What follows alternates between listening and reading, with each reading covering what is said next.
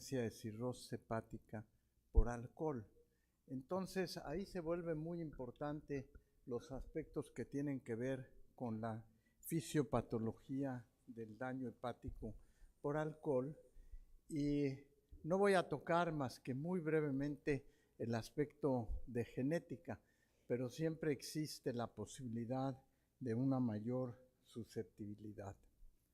La enfermedad hepática por alcohol se caracteriza por un espectro amplio de lesiones histológicas, que podríamos decir que va desde esteatosis a cirrosis hepática, pasando por la presencia de hígado graso, de hepatitis alcohólica, de diversos grados de fibrosis, pero es también muy importante recordar que el proceso de consumo de alcohol tarda varios años.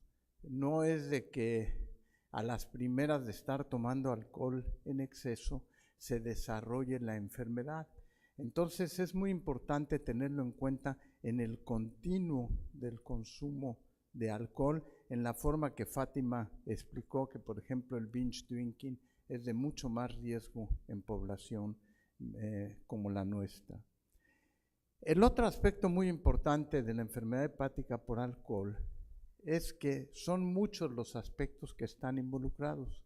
Si ustedes revisan la literatura, podrán encontrar el papel del estrés oxidativo, y no hay la menor duda que el estrés oxidativo juega un papel importante en la fisiopatología.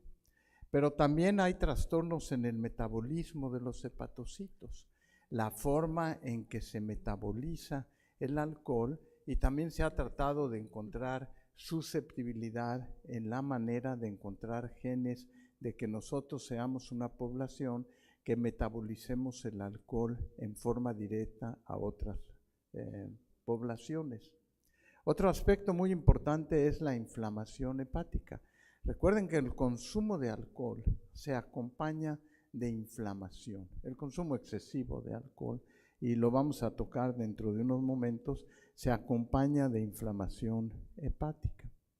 Y por otra parte, el alcohol se sabe que altera el proceso de regeneración, de tal manera que sabemos que el hígado es el órgano en el adulto con mayor capacidad de regeneración, y el alcohol afecta la manera en que ocurre el proceso de regeneración.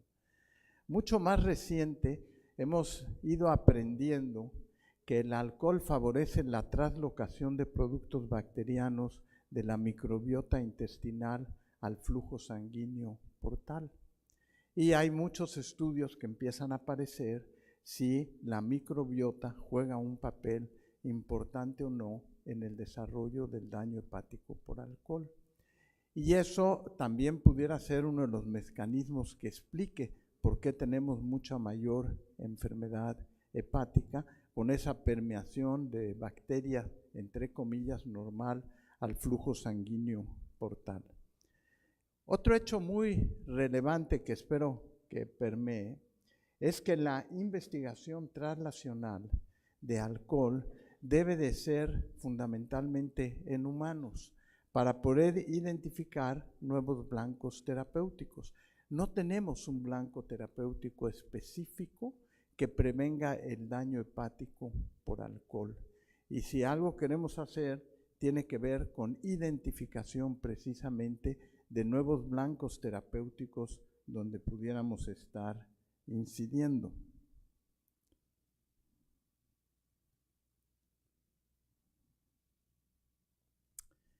Entonces, cuando hablamos de mecanismo de daño, empecemos con la plática que acabamos de escuchar hace unos momentos, que tiene que ver con la epidemiología, otra que tiene que ver con la histología que yo les mostré, con el metabolismo, y también espero mostrarles con fenómenos de autoinmunidad, con la identificación de células y de mediadores, algunos estudios clínicos y algunos modelos animales, todo lo cual contribuye a establecer el mecanismo por el cual puede ocurrir el daño hepático por alcohol. Hay dos preguntas que son muy relevantes y que uno tiene que hacerse al considerar la fisiopatología. La primera que acabamos de escuchar es por qué hay ingesta exagerada. Y aquí hay factores sociales, factores culturales, factores económicos y factores psicológicos. Pero también puede haber factores genéticos, no nada más en cuanto al mecanismo de daño, sino también al hecho de consumir o la forma de consumir el alcohol. Y luego en los mecanismos de daño, pues yo podría pasarme mucho tiempo hablando de si la cantidad y la duración de la exposición tienen que ver o no. Lo que sí sabemos en fisiopatología es que una persona puede estar consumiendo alcohol durante muchos años, decir a mí no me hace nada, y de repente se dispara y el daño se presenta en forma mucho más abrupta. Ese momento de no retorno lo desconocemos. Algunos de los factores que tienen que ver son la edad, no se metaboliza igual a lo largo del continuo de la existencia de un individuo. Lo que ustedes escucharon de género, que sabemos que los hombres y las mujeres se comportan distintos en eso, la genética y algunos aspectos que tienen que ver con nutrición. Déjenme pasar a alguna parte del metabolismo que es muy importante y que resume algunos de los estudios que tenemos en la actualidad. Sabemos que el alcohol se metaboliza por la deshidrogenasa alcohólica, sabemos que se afecta el sistema de citocromos y como resultado de ello hay un aumento en la producción de acetaldehído, hay un cambio en el sistema redox, se liberan radicales libres. Todo eso ha dado lugar a una serie de investigaciones que yo resumo en esta diapositiva como los puntos más importantes. Uno es la inhibición de los lisosomas, el otro es la inhibición de los proteosomas, el otro es un aumento del estrés oxidativo, un aumento de lípidos que es característico en la persona que está consumiendo alcohol, y otro muy importante es la presencia de daño mitocondrial. Quizá algunos de los aspectos todavía más nuevos que existen en el metabolismo de alcohol es que los cuerpos de Mallory, que están ahí como MDB, son estructuras que son un componente inflamatorio y que tienen una relevancia importante que voy a mencionar dentro de un momento, y el otro es el estrés que sufre el sistema retículo endoplásmico. Esos dos contribuyen al proceso de autofagia y ese es uno de los mecanismos novedosos en la posibilidad de desarrollo de daño hepático. Pero hablar de autofagia hay que hablar de todo, de inhibición de lisosomas, inhibición de proteosomas, de todo ello y considerarlo como un conjunto. El consumo crónico de etanol, entonces, para hablar de fisiopatología, tiene en el extremo izquierdo de su diapositiva la parte que me refería yo del metabolismo, en donde da lugar a la producción de acetaldehído, que sabemos que es 4 veces más tóxico que el etanol, da lugar a la presencia de estrés oxidativo, y el estrés oxidativo puede conducir a peroxidación hepática y finalmente conducir a la muerte de los hepatocitos a través de un proceso de apoptosis. Pero al mismo tiempo el acetaldehído estimula factores inflamatorios como el factor de crecimiento beta, la producción de radicales libres o de otras citocinas que voy a tocar dentro de unos momentos, y estas pueden favorecer la síntesis de colágeno en el continuo del consumo de alcohol de un individuo. Eso es directamente en lo que se refiere al metabolismo del acetaldehído.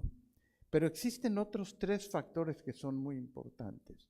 Junto con el metabolismo, el consumo exagerado de alcohol produce una reacción inflamatoria que produce, como ven en el extremo derecho de la diapositiva para ustedes, en el extremo izquierdo, perdón, una producción elevada de citocinas y de quimiosinas. Y eso produce una serie de alteraciones en los sistemas TAT de señalización y afectan la regeneración. En cuanto a la permeabilidad intestinal, permiten el paso de lipoproteínas, eso que decía yo, de las bacterias que podrían estar permeando hacia la circulación portal, y eso va a tener efectos tanto en receptores específicos, los TLR4, como los CD14, y actúan sobre las células de Kupffer y las células estelares. Y finalmente afectan los factores nucleares kappa B, favorecen la producción de TNA-alfa, favorecen el proceso de inflamación y también favorecen de nuevo el desarrollo de apoptosis. Y por otra parte, el efecto antioxidante del alcohol puede conducir a la presencia de daño mitocondrial que altera el metabolismo energético de los hepatocitos y puede entonces también favorecer la apoptosis. Entonces nos damos cuenta que la fisiopatología del daño por alcohol no es nada más decir se toma alcohol y se daña un mecanismo, sino que actúa a distintos sitios y lo veremos todavía un poco más complicado en relación a lo que ahora reconocemos como importante, que es la presencia de hígado graso. Déjenme tratar de resumir el aspecto de inflamación y demostrar uno solo de cómo es complejo la producción de citocinas. Si tuviéramos que categorizar aquellos aspectos que son más importantes dentro de las citocinas, estaríamos hablando de la elevación de la interleucina 6 y la interleucina 10. Esas son responsables de que el consumo crónico de alcohol altere la inmunidad innata, por ejemplo, en cuanto a la producción de lipoproteínas TNA-alfa y complemento, y acaban produciendo daño hepatocelular. Pero por otra parte, la activación de estas mismas citocinas puede tener efecto hepatoprotector, porque activa el STAT3 y regula arriba genes hepatoprotectores de los hepatocitos y las células de Kupffer y de los macrófagos que controlan la inflamación hepática. Entonces, el componente inflamatorio producido por el alcohol es capaz de tener efectos deleterios y es capaz de tener efectos protectores al mismo tiempo. Y eso pudiera ser la explicación de por qué una persona puede tomar 1 o 2 copas de alcohol en forma cotidiana y que no le pase nada. Una tiene que ver con el metabolismo y otra es que no se altere su componente inflamatorio en la forma tal que le sea deleterio. En cambio, si consumen el binge drinking, una gran cantidad de alcohol en una sola ocasión, puede alterar el componente inflamatorio independientemente de que esté tomando cotidianamente o no alcohol. Entonces, por un lado, la interleucina 10 inhibe el LPS, TNF y la activación de complemento, reduciendo la esteatosis y el daño hepático, pero al mismo tiempo bloquea interleucina 6 y disminuye la regeneración hepática y aumenta la esteatosis y el daño hepático. El mensaje a llevarse es que la forma de tomar alcohol no es nada más el hecho de en sí de cómo se hace el consumo de alcohol, sino que tiene una repercusión directa en la manera en que se produce el daño hepático por el alcohol. Y déjenme mostrarles en esta diapositiva, que espero conducirlas a través de ella, cómo el alcohol tiene que ver con la formación de hígado graso y cómo el hígado graso resultante del consumo de alcohol puede conducir al desarrollo de esteatohepatitis, etc. Es un problema que tiene que ver con el balance de energía. Y lo que sucede es que el primer hecho que se altera es que cuando se consume alcohol hay un aumento en el tamaño de los adipocitos. O sea, eso cuando se toma en exceso ocurre. Y eso produce un aumento de ácidos grasos y de secreción de adipocinas. Al mismo tiempo, hay infiltración de las células inmunes y de la activación de los receptores TLR4 en las células innatas. Y eso es lo que finalmente acaba conduciendo a las citocinas proinflamatorias de las que hablaba yo hace unos momentos. Pero dense cuenta que está empezando con un aumento en el tamaño de los hepatocitos y presencia de infiltración, Y por eso en las primeras etapas, cuando yo puse mi primera diapositiva y decía lo que dura las etapas del daño, una de las primeras etapas es hígado graso, después esteatohepatitis y finalmente acaba produciendo cirrosis. Con el componente inflamatorio hay una infiltración de macrófagos y de células T, se siguen aumentando las citocinas proinflamatorias y ellas mismas alteran el proceso de adipogénesis. Y ese es el primer hit de lo que se llama en la teoría de que pueden ocurrir varios estímulos para la presencia del daño hepático por alcohol. Entonces, el primero es la alteración en la adipogénesis. El segundo es que vuelve a favorecer el aumento de adipocitos y de nuevo las citocinas inflamatorias y finalmente se altera la señalización de insulina y las vías de señalización nuclear. Entonces, el mensaje de esta diapositiva, ya hablamos de la forma en que se consume alcohol y cómo puede alterar en fisiopatología, pero el otro mensaje es que al favorecer el depósito de grasa, y ayer se hacía una pregunta en una de las sesiones de que se decía, bueno, ¿y qué tiene que ver o no que cada vez vemos más hígado graso en la población? Y entonces lo que es interesante, tanto en el caso de alcohol como en el no alcohol, es que la presencia de obesidad es otro de los factores que todavía no tenemos bien entendido de cómo favorecen el desarrollo de daño hepático por alcohol, y no sabemos si aquella persona que tiene obesidad y consume alcohol se va a acabar comportando en forma distinta, pero el hígado graso tiene que ver definitivamente con el desarrollo. Otro de los avances más importantes que ha ocurrido en años recientes y que trato de resumir en esta diapositiva es la identificación de los mecanismos de señalización. Hay toda una serie de artículos que ustedes podrán encontrar que hablan de cómo la señalización conduce al desarrollo de daño hepático por alcohol. Y el mejor ejemplo de ellos es el de las beta-cateninas, que son moléculas que tienen que ver con la forma en que se activa la actina y tiene que ver con el proceso de desarrollo de fibrosis hepática. Pero aquí yo podría poner, en vez de beta-catenina, podría poner mecanismos de señalización que se alteran por la producción de alcohol. Y eso se sabe que tiene que ver con la presencia de daño hepático, con el desarrollo de hígado graso, con el desarrollo de esteatohepatitis, tiene que ver con la alteración a nivel de las células madre en la posibilidad de regeneración o no del hígado, y tiene que ver con la zonación, que sabemos que es un mecanismo muy importante de qué partes del hígado se dañan por consumo de alcohol, a distinto de lo que ocurre, por ejemplo, en el daño hepático por un agente viral. Y eso tiene que ver con metabolismo de proteínas, metabolismo de grasas, con la diferenciación de las células, con estrés oxidativo, con la sobrevida, con la renovación o regeneración de las células, con la proliferación de las células, la adhesión y los genobióticos. Lo importante de esta diapositiva para llevarse de ella es que se dañan mecanismos intracelulares de señalización, que eso es lo que permitiría en el futuro el desarrollo de blancos terapéuticos para el daño hepático por alcohol. Déjenme quizá terminar con mis últimas diapositivas hablando un poco, insisto mucho en lo de tejido adiposo, porque eso es quizá uno de los aspectos nuevos que estamos aprendiendo en la fisiopatología del daño hepático por alcohol. Vean la diferencia. Ay, yo no le hice nada. Ok.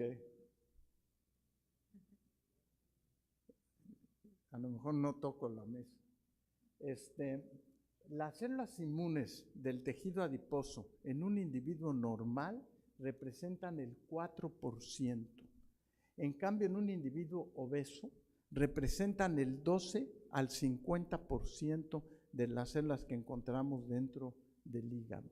Y esas células son las responsables de la actividad fagocítica y de la producción de citocinas proinflamatorias. Entonces no es lo mismo estar en peso normal que estar en peso obeso en cuanto a la manera en que vamos a metabolizar o vamos a responder el alcohol.